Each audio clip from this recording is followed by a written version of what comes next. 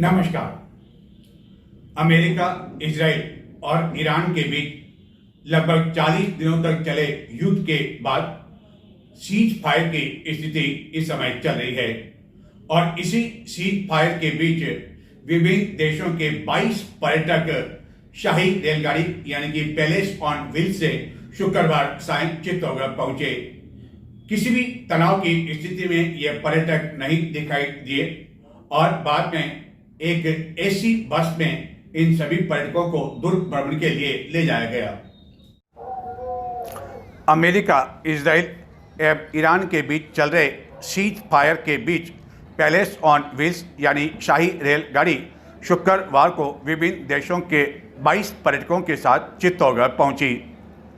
Israel, America और Iran के बीच लगभग 40 दिन तक युद्ध के हालात बने रहे, युद्ध होता रहा और अब सीज फायर की स्थिति है, जिसके बीच प्रति शुक्रवार को दिल्ली से रवाना होकर चित्तौड़गढ़ आने वाली पैलेस ऑन व्हील्स चित्तौड़गढ़ पहुंची एवं इसमें अलग अलग देशों के 22 पर्यटक शामिल थे। लेकिन युद्ध के बावजूद इन पर्यटकों पर किसी भी तनाव की स्थिति देखने को मिली। गर्मी का असर होने के कारण इस ट्रेन में आने वाले पर्यटकों की संख्या में भी कमी होने लगी है, जबकि पहले इस शाही रेलगाड़ी में 30 से लेकर 50 पर्यटक आया करते थे। चित्तौड़गढ़ पहुंचने के बाद उन्होंने रेलवे स्टेशन के बाहर खड़े उनके स्वागत के लिए मौजूद अश्व के साथ फोटो खिंचवाए और बाद में एसी बस में इन सभी को दुर्ग भ्रमण के लिए ले जाया गया। यह शाही रेलगाड़ी शनिवार तड़के उदयपुर के लिए प्रस्थान कर जाएगी। 7 दिन का यह सफ़र दिल्ली से रवाना होता है और इन 7 दिनों के सफ़र में राजस्थान के अलग अलग शहरों का भ्रमण कराया जाता है और 7 दिन के लिए प्रति यात्री का टिकट लगभग 2.5 लाख रुपए है। लेकिन इस टिकट के अनुसार ही इस शाही रेलगाड़ी में जो सभी सुविधाएं हैं वह किसी शाही की तरह है, यानी कि आरामदायक बेड और लचीला खाना। कई तरह के देश के पर्यटक आते हैं, उसी अनुसार इस शाही रेल में खाना बनाया जाता है, जिसके लिए कई प्रशिक्षित कुक रखे हुए हैं। पैलेस ऑन व्हील्स प्रतिवर्ष सीजन के समय सितंबर से अप्रैल माह तक संचालित हुआ करती है एवं पहले भारतीय पर्यटन विकास निगम और रेलवे द्वारा इसका संचालन किया जाता था, लेकिन अब इसे निजी हाथों में सौंपा जा चुका है। जिनके प्रबंधकों ने बताया कि इस वर्ष इस शाही रेलगाड़ी का अंतिम फेरा अप्रैल में नहीं होकर 20 मई शुक्रवार को होगा, जबकि पहले इसका अंतिम फेरा सीजन में अप्रैल माह में ही हुआ करता था और बाद में गर्मी के कारण इस शाही रेलगाड़ी को सितंबर तक के लिए बंद कर दिया जाता था। इस महीने के अंत तक आप यदि चित्तौड़गढ़ के 37 क्षेत्र में स्थित राजीव गांधी उद्यान में जाएंगे तो कई तरह की नई आकृतियां देखकर आपका मन मोहित हो जाएगा। खास तौर पर बच्चे काफी आकर्षित होंगे, जहां की इन दिनों अनुपयोगी सामान, वाहनों का जो अलग अलग सामान होता है, चाहे क्लच प्लेट हो, ब्रेक हो या अन्य सामान हो, ऐसे कई कबाड़ के सामान से कई तरह का अनुपयोगी सामान या आकृतियां तैयार की जा रही है, जो लगभग 10-15 दिनों में बनकर तैयार हो जाएगी। यही नहीं, स्वच्छता अभियान के तहत इसी महीने केंद्रीय जो टीम आने वाली है, रैंकिंग उसके द्वारा तय की जाती है, उस टीम द्वारा भी इस पार्क का मूल्यांकन किया जाएगा और यहाँ जो यह आकृतियां तैयार की जा रही है उसकी भी जांच परख की जाएगी, जिसके लिए भी निर्धारित अंक तय किए हुए हैं। इसी तरह की आकृतियों से राजस्थान के कुछ अन्य स्थानों पर भी कई तरह की आकृतियां बनाई जा रही है और गत बजट में इसकी घोषणा भी की गई थी। अनुपयोगी सामानों का रचनात्मक उपयोग कर उन्हें उपयोगी वस्तुओं और कलाकृतियों में बदलने के लिए वेस्ट थ्रू वेल्थ के पार्क के तहत 37 में स्थित राजीव गांधी उद्यान में इस तरह के कई प्रकार के सामान से विभिन्न आकृति के जानवर, भारत का नक्शा आकर्षक ट्री आदि बनाए जा रहे हैं। स्वायत्त शासन विभाग के निदेशक स्वच्छ भारत मिशन शहरी द्वारा गत दिनों इस संबंध में एक आदेश जारी किया गया था, जिसके पश्चात निकायों को वेस्ट टू वेल्थ पार्क बनाने के लिए तैयारियां शुरू करने के निर्देश जारी किए गए थे, जिसके लिए पहले चित्तौड़गढ़ में पद्मनी पार्क का चयन किया गया था, लेकिन अब चित्तौड़गढ़ के 37 क्षेत्र में स्थित राजीव गांधी उद्यान में इसकी तैयारियां शुरू कर दी गई है। वेस्ट टू वेल्थ पार्क के तहत कई तरह की कलाकृतियां बना रहे रतलाम के सार्थक सोमानी ने बताया कि स्वच्छ भारत मिशन के तहत इसकी घोषणा गत बजट में की गई थी। इस तरह के सामान का उपयोग करने का एक उद्देश्य यह भी है कि आम जन से भी समझाइश होगी, वह जागरूक होंगे कि घरेलू अनुपयोगी सामान को फेंके नहीं, परिषद को दें ताकि रचनात्मक उपयोग में लिया जा सके। उद्यान में ऊंट, अश्व, शेर के साथ ही कई आकृति को विभिन्न वाहनों के अनुपयोगी सामान, स्क्रैच आदि से तैयार किया जा रहा है। काफ़ी सामान नगर परिषद के गैरेज से उपलब्ध करवाया गया।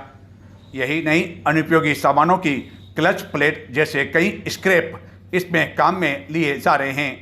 पुराने टायर, खराब क्रेट, पॉलीथीन, बोतलें, इलेक्ट्रिक पोल, एक रंग की प्लास्टिक पन्नी सहित अन्य अनुपयोगी वस्तुओं से कलाकृतियां और अन्य उपयोगी वस्तुएं जब बनकर तैयार हो जाएगी तो राजीव गांधी उद्यान में आने वाले लोगों के लिए यह एक आश्चर्यजनक होगा। खास तौर पर बच्चे इसको देखकर काफ़ी अधिक आकर्षित होंगे।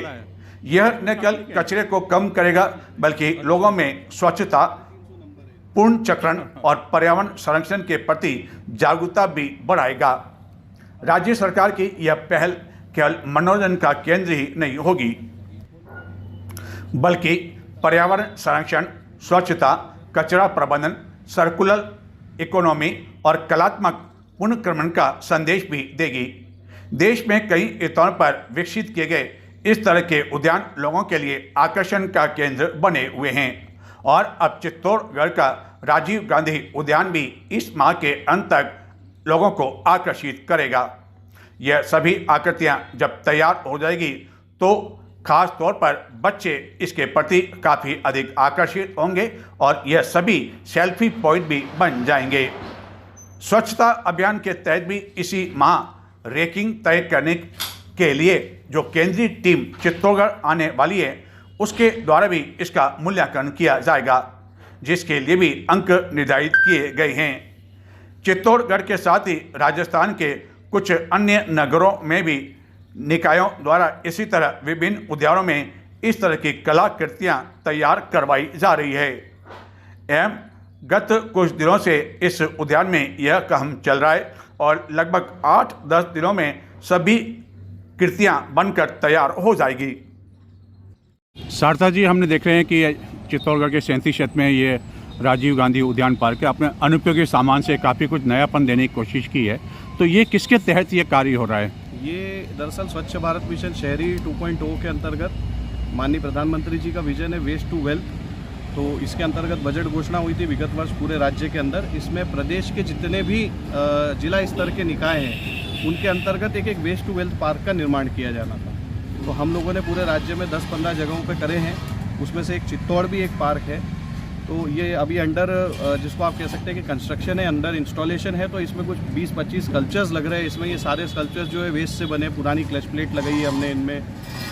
इनके अंदर हम लोगों ने पुराना मेटल का यूज़ करा है, पुराने रबड़ का मेटल यूज़ करा है। एक स्वच्छ भारत की हमने आकृति बनाई है जो कि शराब की बोतलों से बनी हुई है।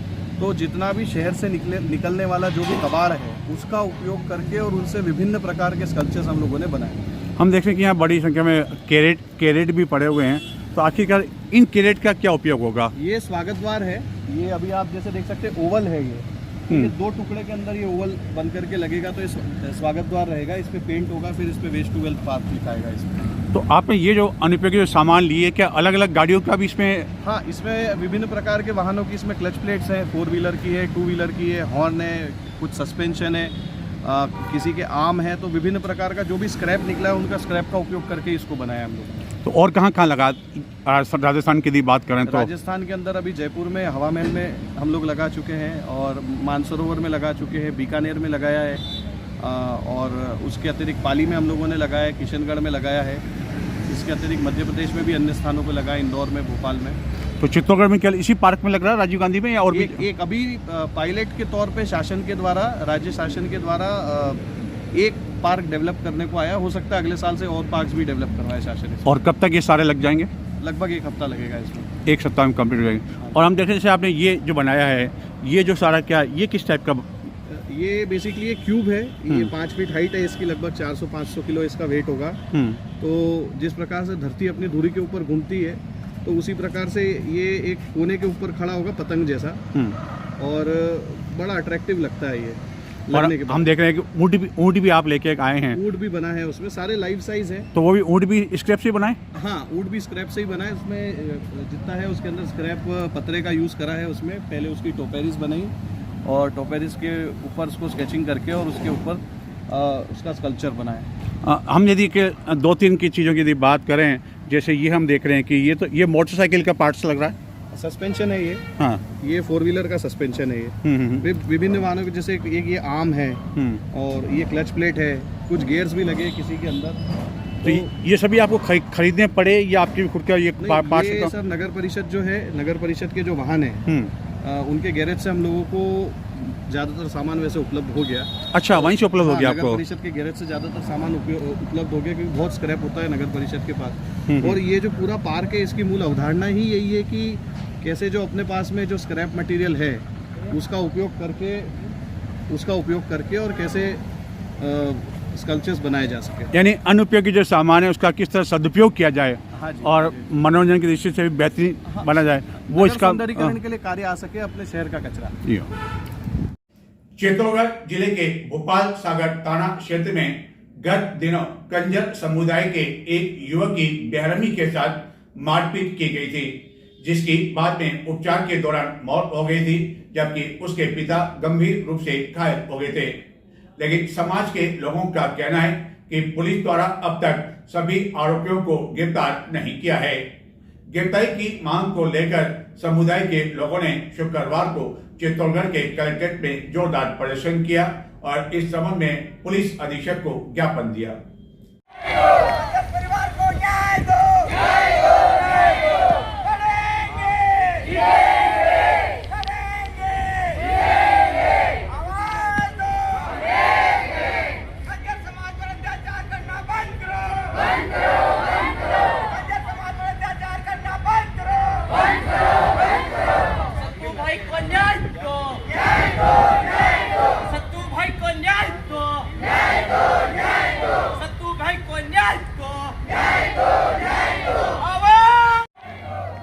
चित्तौड़गढ़ के कपासन में स्थित मेवदा कॉलोनी में निवास करने वाला सत्तू कंजर जब 4 जनों के साथ गत दिनों शिकार के लिए किसी अन्य स्थान पर गया, तो पुनः घर लौटते समय जिले के भोपाल सागर थाना क्षेत्र में कुछ लोगों द्वारा इन सभी को घेर कर इनके साथ बेरहमी तरीके से मारपीट की गई, जिससे सत्तू कंजर की बाद में उपचार के दौरान मौत हो गई। इस घटना को लेकर भोपाल सागर पुलिस थाना में मामला भी दर्ज करवाया जा चुका है। मामला दर्ज करवाए जाने के बावजूद पीड़ित पक्ष और समाज के लोगों का कहना है कि पुलिस द्वारा इस मामले में आरोपियों को अब तक गिरफ्तार नहीं किया गया है। सभी आरोपियों को शीघ्र गिरफ्तार किए जाने और इस मामले को फास्ट न्यायालय ट्रैक में चलाए जाने की मांग को लेकर शुक्रवार को चित्तौड़गढ़ कलेक्ट्रेट में प्रदर्शन कर जिला पुलिस अधीक्षक को ज्ञापन दिया गया।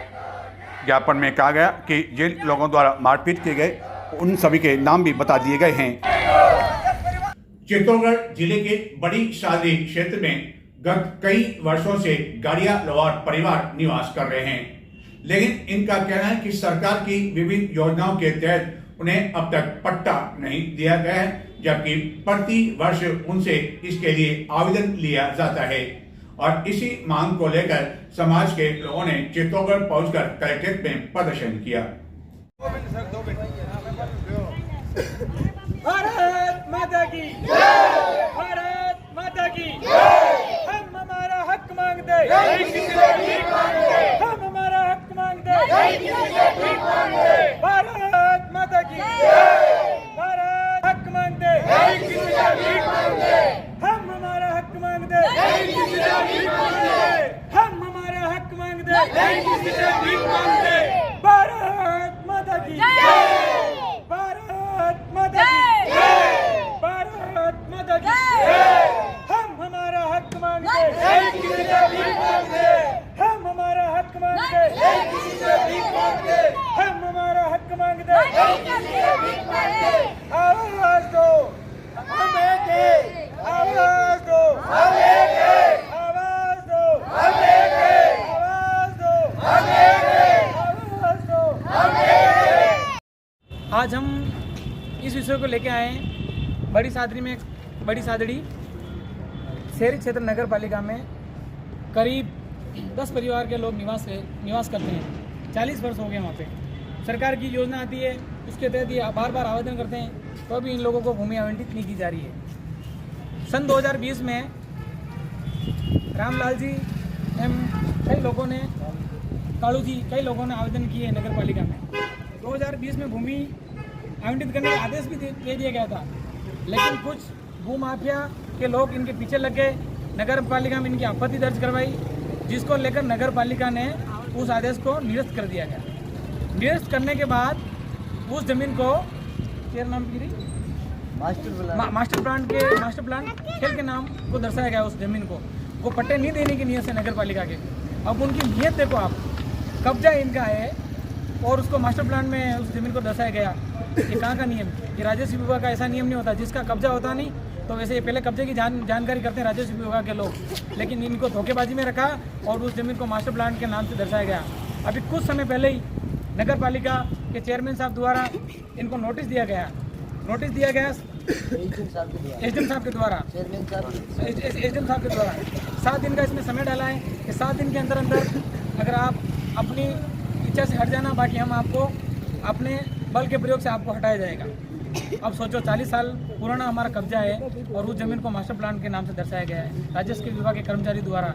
मुझे इस चीज़ का पता नहीं चल रहा है कि घुमंतु अर्धघुमंतु की योजना राजस्थान सरकार और भजनलाल सरकार बार अभी हमारी मीटिंग भी हुई थी जयपुर में, हमारे समाज के लोगों को बुलाया था कि आपको पट्टे दिए जाएंगे, लेकिन एक तरफ तो हमारे समाज के लोगों को बुलडोजर चला के घर पाड़े जा रहे हैं, इनको डराया जा रहा है, इनको धमकाया जा रहा है। कौन सी योजना का हमारे को लाभ मिल रहा है ये बताओ? वोट बैंक आते हैं और वोट हमारे से ले लिए जाते हैं। और कल हम एसडीएम साहब के पास जाते हैं, एसडीएम साहब बोलते हैं हमारे को वीसी में जाना है। अरे वीसी किस चीज़ की? वीसी आगे जनता की है। हम तो सुबह से बैठे हुए थे वहाँ पर। एसडीएम साहब ने हमारी बात नहीं सुनी और हमारे को बोला नगर पालिका में तुम्हारे यहाँ का क्या काम है? एक उपखंड क्षेत्र के जो मालिक होते हैं उप जिला कलेक्टर महोदय, वो हमें कहता है आपका यहाँ क्या काम है? वो भी बोल रहे कि मेरे को हटाया जाए, हम आपको हटाया जाएगा चाहते हैं। उन्होंने बोला आपको हटाया जाएगा। मैं एक अधिवक्ता हूँ, मुझे एक अधिवक्ता को नहीं समझा उन्होंने और मुझे ऐसे बोला इनको हटा दिया जाएगा। आप यहाँ क्या लेने आए?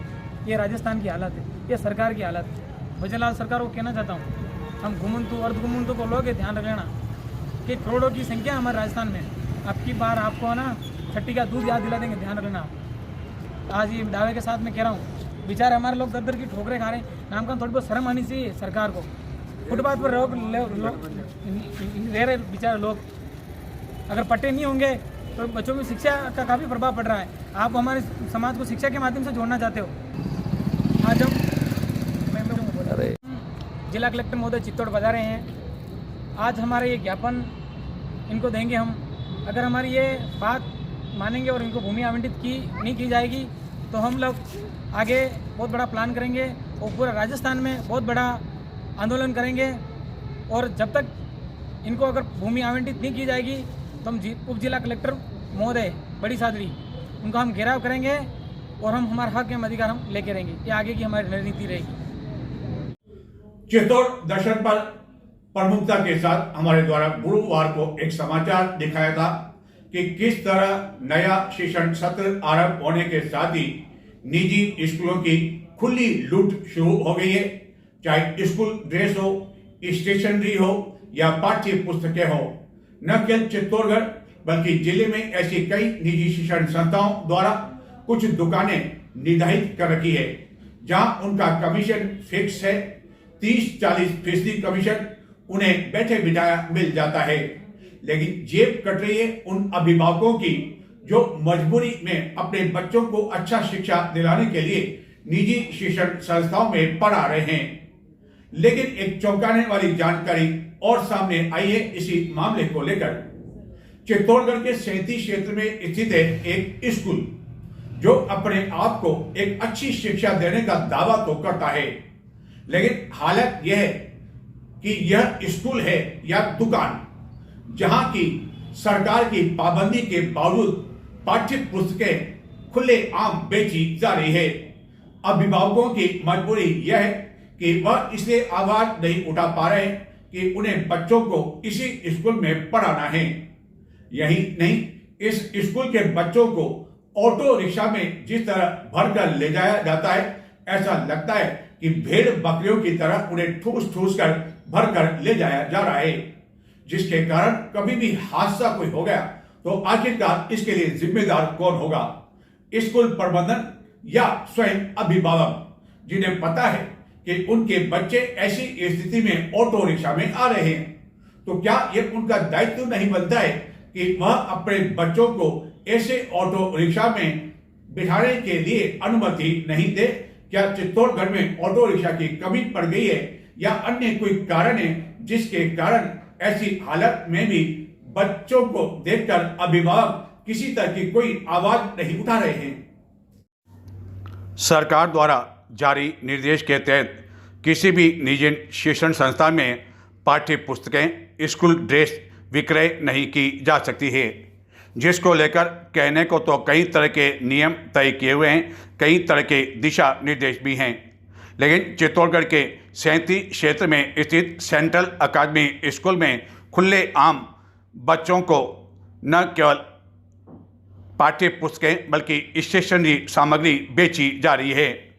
और हालत यह है कि इस स्कूल में पढ़ने वाले बच्चों को ऑटो रिक्शा में भेड़ बकरियों की तरह ठूस ठूस कर भरकर ले जाए जाने के बावजूद अभिभावक मौन है, जबकि इसके लिए वह इन ऑटो रिक्शा संचालकों को पूरा पैसा भी देते हैं। लेकिन ऐसी क्या मजबूरी है जिसके कारण उन्होंने समझौता कर लिया है? कई नाबालिग बच्चे यहाँ वाहन लेकर आते हैं और यदि कभी कोई हादसा हो गया तो आखिरकार उसके लिए जिम्मेदार कौन होगा? सेंट्रल अकादमी स्कूल में शुक्रवार को ऐसे कई अभिभावकों एवं बच्चों को स्कूल से पाठ्य पुस्तक सामग्री ले जाकर जाते हुए देखा गया। जब इस बारे में उनसे जानकारी ली गई तो उन्होंने बताया कि पाठ्य पुस्तक तो स्कूल द्वारा ही बेची जा रही है, जबकि सरकार द्वारा काफ़ी समय पहले ही इस तरह के दिशा निर्देश दिए हुए हैं। लेकिन इसके बावजूद न तो जिला प्रशासन कोई कार्रवाई करता है और न ही शिक्षा विभाग। शिक्षा विभाग को यदि सबूत चाहिए तो एक नहीं कई तरह के यह सबूत हैं जो वह अपनी आंखों के सामने देख सकते हैं, बच्चों एवं अभिभावकों से पूछताछ कर सकते हैं। और इस पाठ्य पुस्तक सामग्री के लिए भारी भरकम राशि स्कूल प्रबंधकों द्वारा वसूल की जा रही है। हालांकि कई निजी शिक्षण संस्थाएं ऐसी है जिनके द्वारा सरकार के दिशा निर्देश के बाद कुछ दुकानें इसके लिए निर्धारित कर दी, जहां की भारी भरकम कमीशन के आधार पर इन स्कूल संचालकों को एक बड़ी राशि प्रति वर्ष शिक्षण सत्र जब आरंभ होता है तो उस समय मिल जाया करती है। लेकिन इसके बावजूद हालत यह है कि अपने आप को चित्तौड़गढ़ की सबसे बड़ी संस्था कहलाने वाली सेंट्रल अकादमी में खुले आम सरकार के नियमों की धज्जियां उड़ाई जा रही है, लेकिन किसी तरह की कोई कार्रवाई नहीं। और सबसे बड़ा सवाल यह कि यदि कभी ऑटो रिक्शा के साथ कोई हादसा हो गया तो इसके लिए जिम्मेदार कौन होगा? उस समय तो अभिभावक स्कूल प्रबंधकों एवं इन ऑटो रिक्शा संचालकों को भला बुरा कहेंगे, लेकिन समय रहते आखिरकार उनके द्वारा कदम क्यों नहीं उठाया जाता है? और परिवहन विभाग यह सब कुछ देखकर आखिरकार मौन क्यों है? क्या परिवहन विभाग के आला अधिकारी भी इसी स्कूल में पढ़ते हैं जिसके कारण उन्होंने मौन धारण कर रखा है? और यह नियमों की खुले आम नया शिक्षण सत्र आरंभ होने के साथ ही धज्जियां उड़ रही है।